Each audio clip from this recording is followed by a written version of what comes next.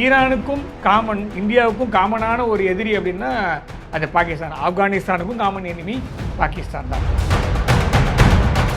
2016க்கு அப்புறமா தான் உங்களுக்கு வந்து இந்த வெஸ்ட் ஏஷியாவோட நம்ம உறவுகள் வந்து மேம்பட்டது. ஸோ அதுக்கப்புறம் தான் இப்போ பாகிஸ்தான் வந்து எங்கே வைக்கணுமோ அங்கே வச்சுருக்காங்க. இது எல்லாமே என் பிரதமர் வந்து என் முன்னாடி நிற்கிறாருன்னும் போது அவனுக்கு எவ்வளோ பெரிய ஒரு தைரியம் இருக்கும், அதனால் வச்சு அடிக்கிறான். இதை ஏன் காங்கிரஸால் பண்ண முடியல? பாகிஸ்தான் மாதிரி ஒரு பிச்சைக்கார நாடு அணுகுண்டு சோதனைலாம் செய்யவே முடியாது. அது 15 நாளில் செய்ய முடியாது. அமெரிக்கா வச்சுது. அணுகுண்டு நாள் மாத்திரம் இல்லை, பொருளாதார குண்டுகளும் ஜப்பான் மீது போடப்பட்டதுனால் நல்ல ஆற்றலோடு வளர்ந்த ஜப்பான் அப்படியே படுகொலியில் தள்ளப்படுகிறது. சைனாவை உண்மையிலே மனதார கவுண்டர் பண்ணணும் அப்படின்னா அதுக்கு ஒரே ஒரு நம்மளுக்கு நண்பன்னா ஜப்பான். ஜப்பானுக்கு ஒரே நண்பன்னா இந்தியா. பை த பீப்புள் நேயர்களுக்கு வணக்கம். பல்வேறு அரசியல், பொருளாதார, சமுதாய பிரச்சனை அலசுகிற நிகழ்ச்சியில் இன்று நம்மிடையே புவிசார் அரசியல் விமர்சகர் கணேஷ்குமார் வந்திருக்காரு. வணக்கம் சார். வணக்கம் சார். ஜெயின் சார். சார், இப்போது ஈரான் அப்போதைய அதிபர் கெமேனி வந்து கொல்லப்பட்டார். ஆச்சரியமான விஷயம், இன்றும் வந்து கிட்டத்தட்ட பிப்ரவரி மாதம் கொல்லப்பட்டார். இன்று வரை அவர் உடல் பேணி பாதுகாக்கப்பட்டு வருகிறது. இப்போது வந்து அவர் இறுதி சடங்கு நடைபெற இருக்கின்றது. அது இந்தியாவின் பங்களிப்பு என்னெல்லாம் இருக்கும் சார்? முதல்ல 28ஆம் தேதி பிப்ரவரி, அதாவது மார்ச் 1ஆம் தேதின்னு எடுத்துப்போம். ஏன்னா சில சமயத்தில் என்ன நியூஸ் சொல்கிறாங்கன்னா, அந்த தாக்குதல், அதாவது 28ஆம் தேதி நடந்த தாக்குதலில் அவர் கொல்லப்படலை. அதுக்கப்புறம் இன்னொரு தாக்குதல், அதாவது 2ஆம் தேதி 3ஆம் தேதி வாக்கில் தான் அவர் வந்து இறந்து போனார் அப்படின்ற செய்திகள் வருது. அவர் மாத்திரம் இறக்கலை, அவரோட குடும்பத்தில் சார்ந்த எல்லாருமே, அவருடைய ரொம்ப க்ளோஸ் கின்னர் சர்க்கிள், உச்ச தலைவர் கமேனி அப்படின்றவர் வந்து அது வந்து ஏதாவது என்ன சொல்கிறது, பிரதமர் ஜனாதிபதி அந்த மாதிரி இருக்கும் இல்லையா, அந்த சிஸ்டம் மாதிரி இல்லாமல் அது வந்து தியோக்ரசி அப்படின்ற மாதிரி அவங்களுடைய ஆட்சி முறை வந்து பார்த்திங்கன்னா மதம் சார்ந்த ஆட்சியாளர் அப்படின்றவர் வந்து உச்சகட்ட தலைவர் அயட்டோலா அலி கமினி. ஸோ அவர் தான் 3ஆம் தேதி இறந்திருக்கலாம் அப்படின்னு வச்சு பார்த்தா கூட கிட்டத்தட்ட ஒரு 4-5 மாதங்கள் பாதுகாத்து வச்சுருக்காங்க. அவரோட பூத உடல் வந்து நேற்று தான் வெளில எடுத்துகிட்டு வந்தாங்க. பல்வேறு நாடுகளை சார்ந்த தலைவர்கள் போய் அஞ்சலி செலுத்துகிறாங்க. சவுதி அரேபியா, அதாவது ஆர்ச் ரைவல் அப்படின்னா இவங்க வந்து ஷியா பிரிவை சார்ந்த ஒரு நாடு. ஈரான் வந்து ஷியா மெஜாரிட்டி கொண்ட நாடு. ஈராக் அப்படின்றதுலேயும் கொஞ்சம் ஷியா மக்கள் இருக்காங்க, பஹ்ரைனில் மக்கள் இருக்காங்க, ஷியா மெஜாரிட்டி நான் சொல்கிறது. ஆனால் சவுதி அரேபியா வந்து நேர் எதிர் துருவமான சுன்னி மெஜாரிட்டி கண்ட்ரி. அங்கேருந்து வரதெல்லாம் பார்க்க முடியுது. இந்தியாவிலிருந்து நீங்கள் சொன்ன மாதிரி பல்வேறு தலைவர்கள், அதாவது அரசியல் ரீதியான தலைவர்கள், மத ரீதியான தலைவர்களும் சென்று அவருக்காக பிரார்த்தனைகள், அப்புறமா அவருக்கு வந்து அஞ்சலி செலுத்துவதாக பார்க்க முடியுது.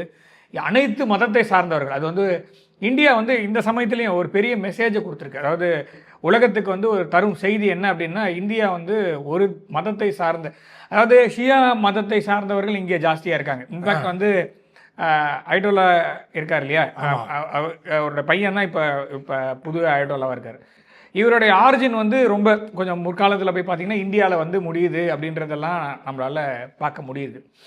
இருந்தாலும் இந்தியா வந்து எப்படின்னா ஒரே ஒரு ரெப்ரசன்டேஷன், அதாவது ஷியா பிரிவை சார்ந்தவர்களை மாத்திரம் அனுப்பலை. ஸோ இந்துக்களை சார்ந்த ஒரு இந்து பிரிவை சார்ந்தவர்கள், அப்புறமா அது கிறிஸ்துவர்கள், அப்புறமா சீக்கிய மதத்தை சார்ந்தவர்கள், இஸ்லாமில் ஷியா சுன்னி 2 பிரிவுகளை சார்ந்தவர்.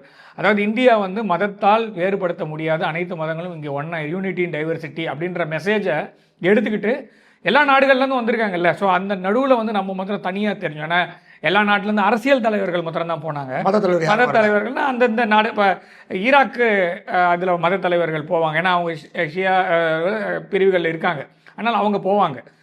அந்த மாதிரி இருக்கும்போது இந்தியாவோட மெசேஜ் ரொம்ப ஸ்ட்ராங்கான ஒரு மெசேஜை பாரத பிரதமர் வந்து அனுப்பி வச்சிருக்காரு. பாரத பிரதமருக்கு அழைப்பு வழங்கப்பட்டது, ஆனால் போக முடியாது. ஏன்னா நிறைய பல்வேறு பணிகள் ப்ளஸ் செக்யூரிட்டி ரீசன்ஸும் இருக்குது. அதே மாதிரி இவர் கூட விளாடிமிர் புட்டின் அவர்கள், ரஷ்ய அதிபர் புட்டின் அவர்களுக்கும் அழைப்பு விடுக்கப்பட்டது. அதுலேயும் அவரும் போல. அவருடைய துணை ஜனாதிபதி தான் டிமிட்ரி மெட்வெடேவ், அவர் தான் போயிருக்காரு.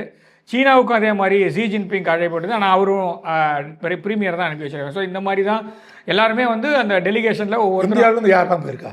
இந்தியாவிலேருந்து துணை, அதாவது என்ன சொல்கிறது, minister of state for external affairs போயிருக்காங்க, பீகாரோட கவர்னர் போயிருக்காங்க, மெஹபூபா முஃப்திக்கு தனி விமானம் வழங்கப்பட்டு ஈரானுடைய டெலிகேஷன்லேருந்து கூட்டிகிட்டு போகிறத பார்க்க முடியுது. காங்கிரஸ்லேருந்து தலைவர்கள் போயிருக்காங்க.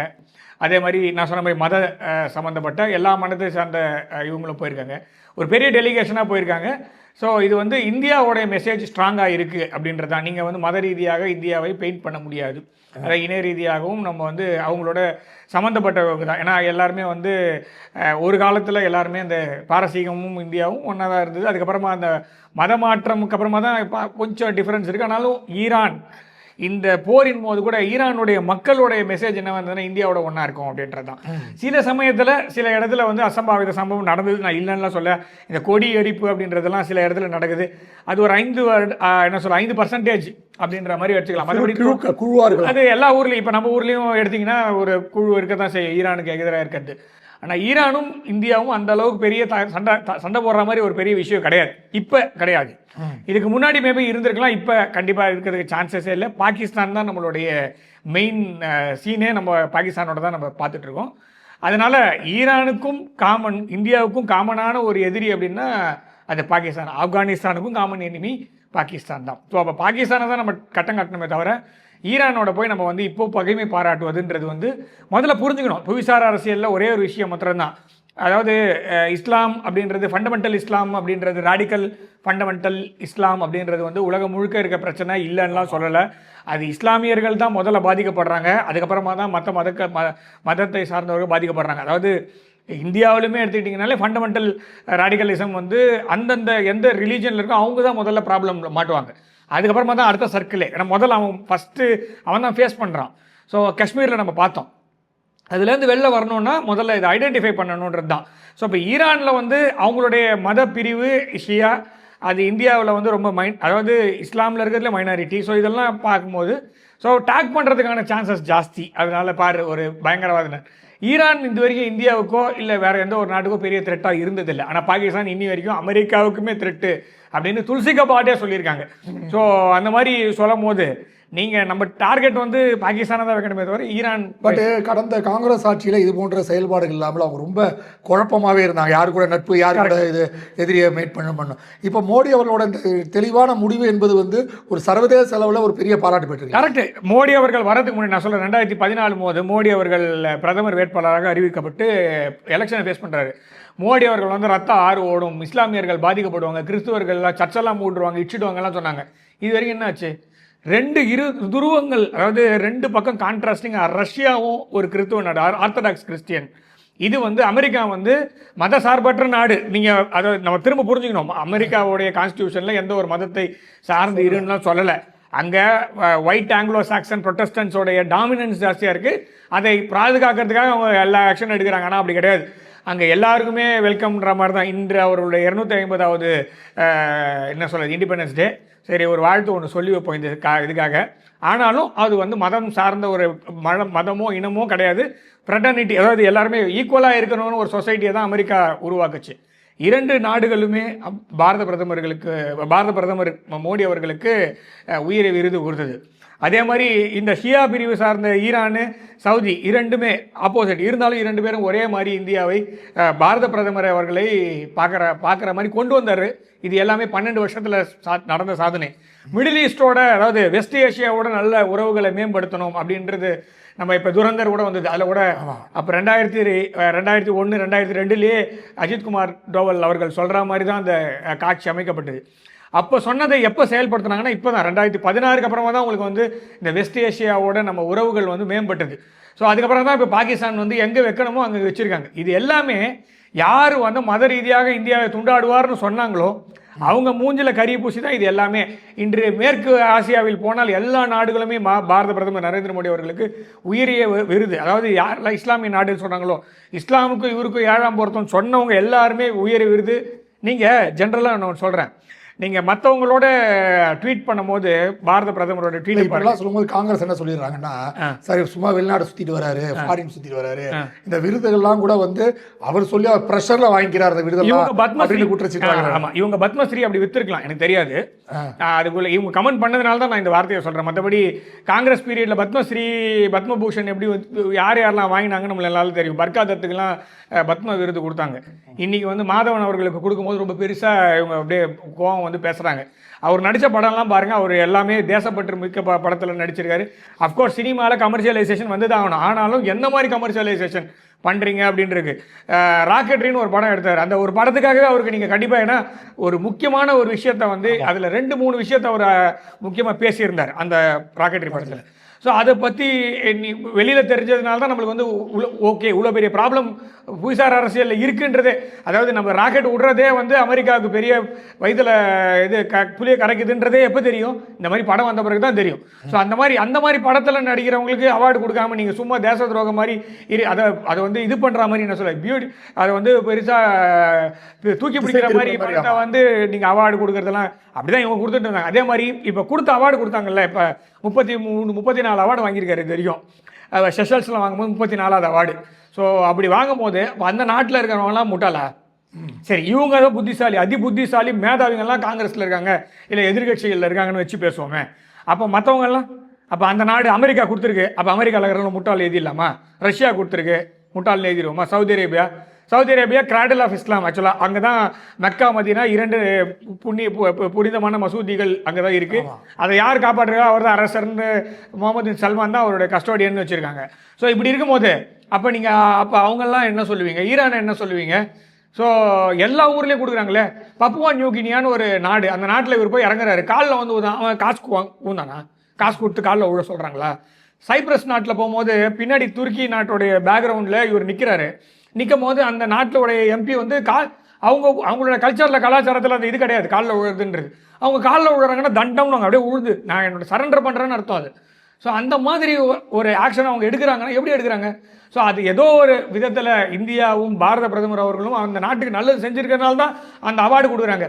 சும்மா இது காசை வாங்கினேன், இல்லைன்னா நான் வர மாதிரி வரேன், நீ கொடுக்குற மாதிரி கொடுன்ற மாதிரி சீனே இங்கே கிடையாது. பாரத பிரதமர் அவர்களுக்கு இந்த அவார்டு ஹி டிசர்வ்ஸ் தட். அதே மாதிரி அவருக்கு வாங்கின பிறகு அது எனக்கு கொடுத்தாங்கன்னு சொன்னார் ஒரு இடத்துல கூட. இது 148 கோடி இந்தியர்களுக்கான ஒரு விருது, இந்த விருதை நான் நாட்டுக்கு சமர்ப்பணம் செய்கிறேன், இந்தியாவில் இருக்கக்கூடிய குடிமகன்களுக்கு சமர்ப்பணம் செய்கிறேன்னு ஒரு இதுவாக எடுத்திருக்காரு, வைராக்கியமாக வச்சிருக்கிறாரு. அவரை போய் இந்த மாதிரி அவார்டெல்லாம் வந்து சான்ஸே கிடையாதுங்க, வாங்க முடியாது இதுக்கு மேலே. மேபி இவங்க தலைவர்கள் அந்த பொசிஷனில் இருக்கும்போது அதுக்கான பவர் கொடுக்கல. டு பி ஃப்ராங்க் வந்து மன்மோகன் சிங் அவர்கள் மீது எனக்கு மிகப்பெரிய மரியாதை இருக்கிறது, இல்லைன்னா சொல்ல முடியாது. ஆனால் அவர் கை கட்டப்பட்டிருந்தது. அவர் எங்கே ஃபுல் ஃப்ளெஜ்டாக வேலை செஞ்சார்? ஒரே ஒரு எக்ஸாம்பிள் சொல்கிறேன். நம்மளுடைய வெளியுறவுத்துறை அமைச்சர் இன்னைக்கு ஜெய்சங்கர் அவர்களுடைய இது நீங்கள் எப்படி சொல்கிறீங்க? அவர் எப்படி பணியாற்றுறாருன்றதை நம்ம எல்லாருமே பார்க்குறோம். எல்லா ஊர்லேயுமே ஒருத்தர் சொன்னார், இந்த ஒரு ஜெய்சங்கர்னு ஒரு ஆளை வச்சுக்கிட்டு இவர் வந்து மொத்த உலகத்தையும் ஓட விடுறாரு அப்படின்றத அமெரிக்காவே ஒத்துக்கிற அளவுக்கு இருக்குது. நம்மளுடைய இதே பொசிஷனில் இருந்த ஒரு வெளியுறவுத்துறை அமைச்சர் G20 மாநாட்டில் போயிட்டு போர்ச்சுகல் நாடு படிக்க வேண்டிய, அந்த நாட்டோடைய வெளியுறவுத்துறை அமைச்சர் படிக்க வேண்டிய அந்த பேப்பரை எடுத்து இவர் படிச்சுன்னுக்கிறாரு. ஒரு பக்கம் போன உடனே அவர் நிறுத்திட்டு, அது என்னோட பேப்பரு, நீ உன் பேப்பர் எடுத்து படின உடனே வச்சுட்டு தூக்கி ஓரம் வச்சுட்டு இந்த பேப்பர் எடுத்து வச்சு படித்தார்.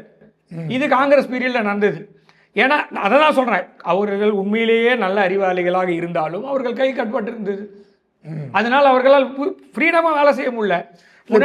இன்னொரு விஷயம் கூட நான் கேள்விப்பட்டேன், நம்ம மோடி அவர்கள் ஆட்சி வந்த பிறகுதான் ஆயுத விற்பனையில கூட இந்தியா முதலிடம் வந்திருக்கு.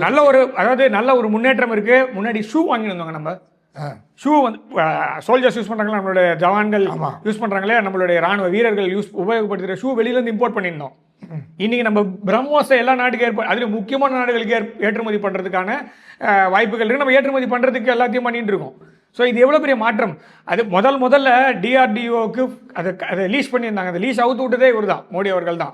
ஸோ அதனால் பல்வேறு விஷயங்கள் நான் சொல்கிறது, வெளியுறவுத்துறையாக இருக்கட்டும், ராணுவம் முன்னாடியெல்லாம் ஒரு தடவை பாகிஸ்தான் மீறி இது ஷெல் அடிக்கிறான்னு வச்சுங்களேன், இங்கே வந்து எஸ்கலேட் பண்ணி திரும்ப அடிக்கலாமா வேணாமான்னு கேட்டு முடிக்கிறதுக்குள்ள அவன் 10 தடவை அடிச்சிருப்பான். 2014 அப்புறமா அந்த ஃப்ரண்ட்டில் இருக்கிற யாரை போய் கேட்டாலும் சொல்லுவான், ஒரு அடிச்சாருன்னு நீ 2 அடிச்சிடு, அது அவன் என்ன அடிக்கிறானோ அதே மாதிரி அடிச்சிடு, பேசலாம் வேணாம், யாரும் கேட்க வேணாம். ஸோ ஆப்ரேஷன் சிந்தூர் போது நம்ம பார்த்தோம். 26 போது என்ன பண்ணோம்? 2008 நம்ம போய் ஒபாமா கிட்ட கேட்டோம். ஒபாமா கிட்ட போய் கேட்டு, ஒபாமா ஏதாவது ஹெல்ப் பண்ணுங்க பாருங்கன்னு. என்னாச்சு? ஒன்றும் நடக்கலை.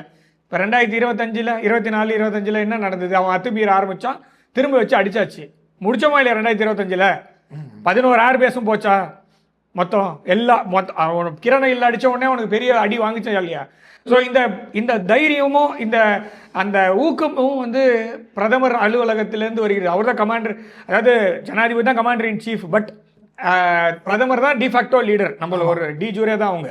ஸோ அப்படி இருக்கும்போது ஃபுல் பவர் பிரதமர் வந்து முன்னாடி நிற்கிறாருன்னும் போது அவனுக்கு எவ்வளோ பெரிய ஒரு தைரியம் இருக்கும். அதனால் வச்சு அடிக்கிறான்.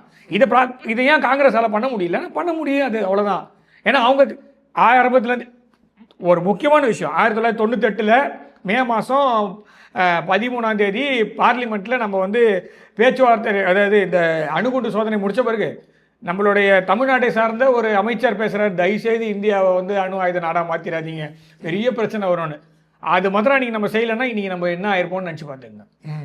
அது மதுரோக நடந்ததான் நம்மளுக்கு நடந்திருக்கும். ஸோ அதனால் பாகிஸ்தானில் 15 நாள் கழிச்சு அதே சமயத்தில் குண்டு வெடிக்கிறாங்க, அணுகுண்டு சோதனைன்னு பண்ணுறான். 15 நாளில் பாகிஸ்தானில் குண்டு சோதனை நடத்த முடியும் அப்படின்னு எவனா ஒருத்தன் என்கிட்ட சொன்னான்னா அவன் அதை நம்பினான், நான் லூஸு. அதை நம்புவேன், அவன் நம்பினானா அது அவன் லூஸ். இப்படி தான் எடுத்துக்கணுமே தவிர பாகிஸ்தான் மாதிரி ஒரு பிச்சைக்கார நாடு அணுகுண்டு சோதனைலாம் செய்யவே முடியாது. அது 15 நாளில் செய்ய முடியாது. அமெரிக்கா வச்சுது. அமெரிக்கா வந்து குண்டு சோதனை செய்ய வைத்தார்கள். அவர்களுடைய அந்த அணு ஆயுதங்கள்லாம் சைனாவுக்காகவும் இந்தியாவுக்காகவும் ரஷ்யாவுக்காகவும் அந்த இடத்துல ஸ்டோர் பண்ணி வச்சுருந்தாங்க 98லேருந்து. அது கிரண மலையில் இருந்தது, கிரணா ஹில்ஸ்னு. அது மேலே போட்டு அதை எடுக்க முடியாத அப்படியே உள்ளே ஃபுல்லாக குக் பண்ணி அதை எடுக்க முடியாமல் ரேடியேஷன் வெளில வரக்கூடாதுன்றதுக்காக ஈஜிப்ட்லேருந்து போராக்ஸ் எடுத்துன்னு வந்து மேலே போட்டு ஃபுல்லாக அதை இது பண்ணி விடு, அதை இது என்ன சொல்கிறது, கதிர்வீச்சு பறக்காமல் வெளியில் போகாமல் இருக்கிறதுக்கு, தண்ணியில் கலக்காமல் இருக்கிறதுக்குன்னு அவ்வளோ பார்த்துட்டு இருந்தாங்க. எதுக்கு பார்த்தாங்க? ஸோ இங்கே ப்ராப்ளம் எல்லாமே பாரத பிரதமர் அவர்கள் அந்த சோதனை நம்ம நான் சொல்கிறது வாஜ்பாய் அவர்கள் தைரியமாக எடுத்தார் டெசிஷன். அவர் சாப்பிட்டுனாங்க. வெளில பேசுகிற போது அப்படியே ஆக்ரோஷமாக பேசணும் அவசியம் இல்லை. முடிவு எடுக்கும் போது சோதனை கரெக்டாக இருக்கா? அதே மாதிரி இப்போ இருக்கக்கூடிய பாரத பிரதமர் நரேந்திர மோடி அவர்கள் 2015ஆம் வருஷம் இதுக்கு ஆப்கானிஸ்தானில் இந்தியாவுக்கு வந்துருக்காரு.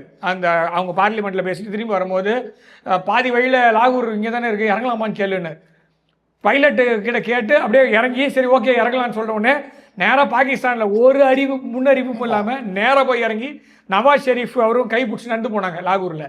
அப்போ வந்து அஜித் தோவல் அவர்கள் வந்து முதல் தடவை விசாவோட பிரதமரோட டெலிகேஷன்லேயே போய் இந்த ஊரெலாம் மாறி இருக்கேன்னு சொல்கிறதெல்லாம் நம்மளால் பார்க்க முடியுது. ஸோ அவ்வளோ தைரியமாக ஒரு டெசிஷன் எப்போ எடுப்பாங்க? மன்மோகன் சிங் போகலாமா வேணாமா இது வரைக்கும் அதாவது தைரியமாக போயிட்டு வந்தது யாருன்னு பார்த்தீங்கன்னா இந்த 2 பிரதமர்கள்னு தான் நான் சொல்லுவேன். நடுவில் இருந்தவர் கொஞ்சம் முன்னப்பின்ன தான் இருந்தார், வேறு வழி கிடையாது. ஏன்னா அவர் கைகள் கட்டப்பட்டிருந்தான், அவருக்கு தெரிஞ்சு தான் அவர் பிரதமராக உட்கார்ந்தார். பிரணாப் முகர்ஜி ஆயிருந்தான்னு நான் இது மாதிரி பேசியிருக்க முடியாது, அது வேற மாதிரி. இப்போது ஜப்பான் பிரதமர் வந்து இந்தியா வந்திருக்காங்க. அவங்க வந்திருக்காங்க, பல்வேறு காட்சிகள்லாம் வந்தாங்க. அவங்க இந்தியா வந்து பல்வேறு விஷயங்கள் எல்லாம் பேசியிருக்காங்க எல்லாம்.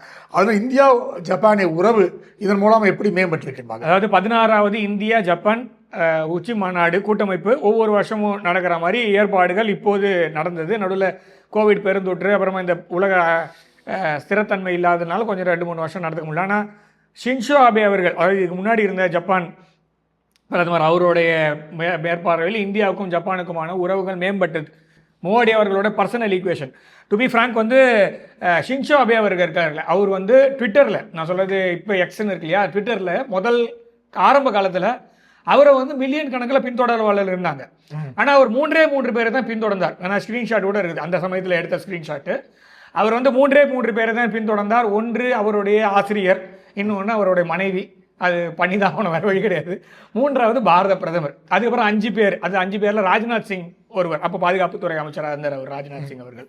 ஸோ அந்த மாதிரி அப்போதிலிருந்தே இவங்களோட 2 பேரோட ஈக்குவேஷன், சொல்கிறது ஜப்பானுக்கும் இந்தியாவுக்குமான உறவுகளை மேம்படுத்துவதற்கு பாரத பிரதமர் நரேந்திர மோடி அவர்கள் எடுத்த முயற்சி, அதுக்கு ரெசிப்ரோசிட்டி வந்து ஷின்சோ ஆபேர்கள் கையிலேருந்து வந்தது. ஸோ அவர்களும் அதாவது ஷின்சோ ஆபேவும் பாரத பிரதமர் நரேந்திர மோடி அவர்களும் 2 பேரும் சேர்ந்து தான் இந்த உறவுகளை அடுத்த கட்டத்தை நகர்ந்தாங்க. நடுவில் கொஞ்ச நாள் ஜப்பானோடைய உள்நாட்டு ஸ்திரத்தன்மையிலுமே வெளிநாட்டுடைய அழுத்தம், வெளிநாட்டிலேருந்து வந்த அச்சுறுத்தல், ஷின்சோ ஆபே அவர்கள் கொல்லப்படுறாரு, 2-3 பிரைம் மினிஸ்டர் டக்குன்னு மாறுறாங்க. இந்த மாதிரி ப்ராப்ளம்லாம் இருக்கும்போது ஜப்பானில் நீ பணத்தை கொடுத்து இன்வெஸ்ட் பண்ணி தான் ஆகணும்னு அமெரிக்கா இது போடுறான், என்ன சொல்கிறது, கண்டிஷன் போடுறான். இந்த மாதிரிலாம் ப்ராப்ளம் தாண்டி ஒரு சரி நான் கொடுக்குறேன்னு சொல்லிவிட்டு ஆனால் கொடுக்க முடியல. ஏன்னா அவங்க உள்நாட்டிலேயே ரெசஷனும் பெரிய ப்ராப்ளம் வரா மாதிரி இருந்தோடனே அதை எடுத்துட்டாங்க. அது அமெரிக்கா வந்து இன்வெஸ்ட் பண்ணுற மாதிரி இல்லை. அவங்க மேலேயே டாரிஃப் போடுற மாதிரி அமெரிக்கா முடிவு பண்ணுறாங்க. ஸோ இது எல்லாமே இருக்கும்போது சைனாவும் ஒரு படி மேலே போய் படிச்சிட்டான். இப்போ ரீசெண்டாக என்ன பண்ணியிருக்காங்கன்னா தைவான் சைனா அது ரெண்டுமே ஒன் சைனாவா டூ சைனாவான்றது அமெரிக்க அதிபர் ட்ரம்ப்புக்கும் அமெரிக்காவோட டீப் ஸ்டேட்டுக்கும் விளக்கம் அது வெளிச்சோன்னு வச்சு விட்ருங்க.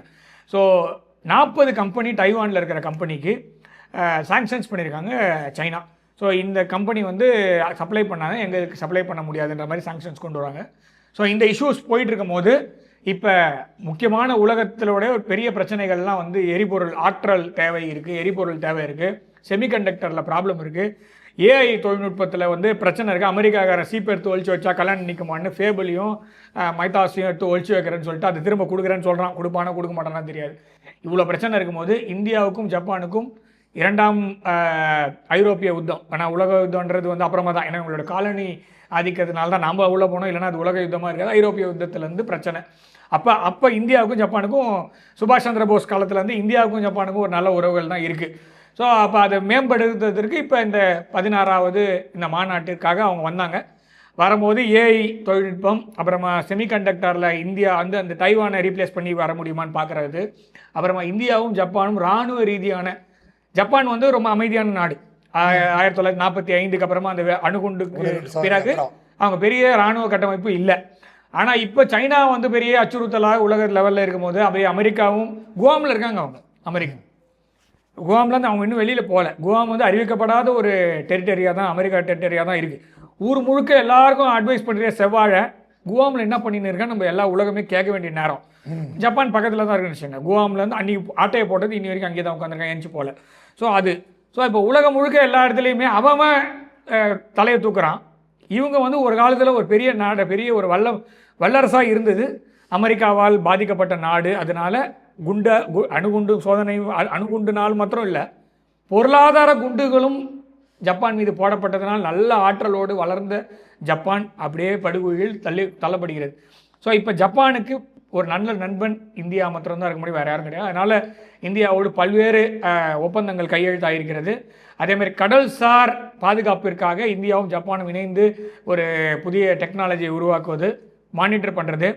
இந்த சைனா வந்து தைவான் மேலே அந்த சாங்ஷன், இந்தியா வந்து ஜப்பானோட சேரக்கூடாதுன்னு அப்படியே திரும்ப அந்த ஹார்மோஸ் ஸ்ட்ரைட்டை தானே பார்த்தீங்க, பேபல் மந்தாப் தானே பார்த்தீங்க, மலாக்கா ஸ்ட்ரைட்டை பார்க்கல, மலாக்கா ஸ்ட்ரைட்டை பார்க்க வேண்டியிருக்கும்னு இந்தியா வந்து ஒரு பதில் சொல்லியிருக்கு. ஸோ அதனால் இந்தியாவும் ஜப்பானும் சேர்ந்து இந்த மாதிரி யுக்திகளை கையாளுவது அப்படின்ட்டு. குவாடில் அமெரிக்காவை நம்ப முடியுமானா நம்ப முடியாது. ஸோ ஆஸ்திரேலியா எப்படி இருப்பான்னு தெரியாது. அவன் ஆங்கிலோஸ் திருப்பி ஒயிட் ஆங்கிலோஸ் ஆக்சன் ப்ரொட்டஸ்ட்னு ஆரம்பிச்சான்னு வச்சுங்க, வேஸ்ட்டு. சைனாவை உண்மையிலே மனதார கவுண்டர் பண்ணணும் அப்படின்னா அதுக்கு ஒரே ஒரு நம்மளுக்கு நண்பன்னா ஜப்பானுக்கு ஒரே நண்பன்னா இந்தியா. ஏன்னா ரெண்டு பேருமே கிழக்கு பகுதியில் அவங்க இருக்கான், மேற்கு பகுதியில் நம்ம இருக்கும், தெற்கு அந்த பகுதியில் இருக்கும், தென்மேற்கு பகுதியில் நம்ம இருக்கும். ஸோ அந்த மாதிரி இருக்கும்போது இந்த இரண்டு நாடுகளும் ஒப்பந்தம் அப்படிங்கிறது உலகத்தில் ரொம்ப, அதே மாதிரி 10 ட்ரில்லியன் எண்ணுக்கான முதலீடுகளும் இந்தியாவில் வருவதற்கு அது கன்ஃபார்ம் பண்ணிட்டாங்க. அமெரிக்கா ஜப்பான் பிரதமர் வரும்போது சகோதரிகளாக, ஆமாம், பெரிய விஷயம். அது ரொம்ப பாராட்டத்தக்க ஒரு அதாவது எல்லாத்துலேயுமே ஒரு பர்சனல் டச் கொடுக்குறாரு பாருங்க. அது வந்து பாரத பிரதமருடைய தனிப்பட்ட ஒரு விஷயம். அதாவது புட்டின் அவர்களை அட்ரஸ் பண்ணும்போது பிரதர்னு நீங்கள் புட்டினே பிரதர்னு அட்ரஸ் பண்ணுவார். அதே மாதிரி முகமது பின் ஜயீத், அதாவது MBZன்னு சொல்லுவாங்க, UAE-உடைய அதிபர் இருக்கார்ல, அவரும் பாரத பிரதமரும் நல்ல ஒரு சகோதரத்துவத்தோடு இருக்காங்க, அவங்க நல்ல நண்பர்கள். அவர் அட்ரஸ் பண்ணுவோம், அதான் நான் சொல்ல வந்தேன் முன்னாடி. அதாவது அவரோட ட்வீட்ஸ் எல்லாம் பார்த்தீங்கன்னா பிரதர்னு தான் இருக்கும். ஸோ அப்போ இவங்க வந்து என்னுடைய தங்கை, அன்பு தங்கையே அப்படின்ட்டாரு, அவரும் அண்ணனே அப்படின்ட்டாங்க. இது ஒரு பெரிய ஒரு ராஜதந்திர ரீதியான வெற்றியும் கூட. ஜப்பானுக்கும் இந்தியாவுக்குமான உறவுகளை மீண்டும் இல்லவே இல்லைன்னு சொல்ல முடியாது, ஆல்ரெடி இருந்தது, மீண்டும் புதுப்பிக்கிறது. சுபாஷ் சந்திர போஸ் காலத்தில் இருந்தது, பாரத பிரதமர் நரேந்திர மோடி அவர்கள் மீண்டும் நிலைநாட்டுகிறார் அப்படின்னு நம்ம எடுத்துக்கலாம். ஸோ எல்லா நாடுகளோடும் நம்ம ஒழுங்காக தான் இருந்தோம். நடுவில் கொஞ்சம் பிரச்சனை, பிரிட்டிஷ்காரன் கொம்பு சீவி விட்டான், கொஞ்சம் அமெரிக்காக்காரன் கொம்பு சீவி விட்டான், கொஞ்சம் பாகிஸ்தானை வச்சு விளையாடிட்டாங்க, அதனால பிரச்சனை. மற்றபடி இந்தியாவுக்கும் எந்த நாட்டுக்குமே இன்று வரை இந்தியா எந்த ஒரு நாடு மீதும் தேவையில்லாமல் எந்த ஒரு காழ்ப்புணர்ச்சியோடு நடந்து கொண்டதில்லை. பகைவருக்கும் அருள்வாய் நன்னெஞ்சேன்னு துருக்கி நாட்டில் பூகம்பம் வந்தால் கூட போய் கொடுக்குறோம், வெனிசுலா நாட்டில் பூகம்பம் வந்தாலும் நம்ம போய் இறங்குறோம். அதே நாட்டில் அமெரிக்கா போர் வீரர்களை அனுப்பிச்சு 60 பேரை கொன்று அதிபரை கடத்திட்டு போனோம். அதே நாட்டில் 23 மணி நேரம் பறந்து போய் அந்த 35 டன்னுக்கான மருந்துகளையும் இதை சொல்கிறது மருத்துவ உபகரணங்களையும் கொண்டு போய் அதே வெனிசுலா நாட்டில் கொடுத்து அந்த மக்கள்லாம் அழுகுறாங்க. இந்தியாவை பார்த்தோன்னே ரொம்ப எங்களுக்கு வந்து கடவுள் மாதிரி வந்து காப்பாற்றுறீங்கன்னு சொல்லிட்டு. இந்த மாதிரி ஒரு செய்கையை செய்வதற்கு பாரத பிரதமர் நரேந்திர மோடி விட்டால் வேறு யாரும் இல்லைன்றது என்னோட பார்வை. கண்டிப்பாக சார், உங்கள் நேரத்தை ஒதுக்கி பேட்டியில் மிக்க வச்சு நன்றி. ஜெயின் சார். நேரில் மீண்டும் அடுத்த நிகழ்ச்சியில் சந்திப்போம். அதுவரை நன்றி, வணக்கம்.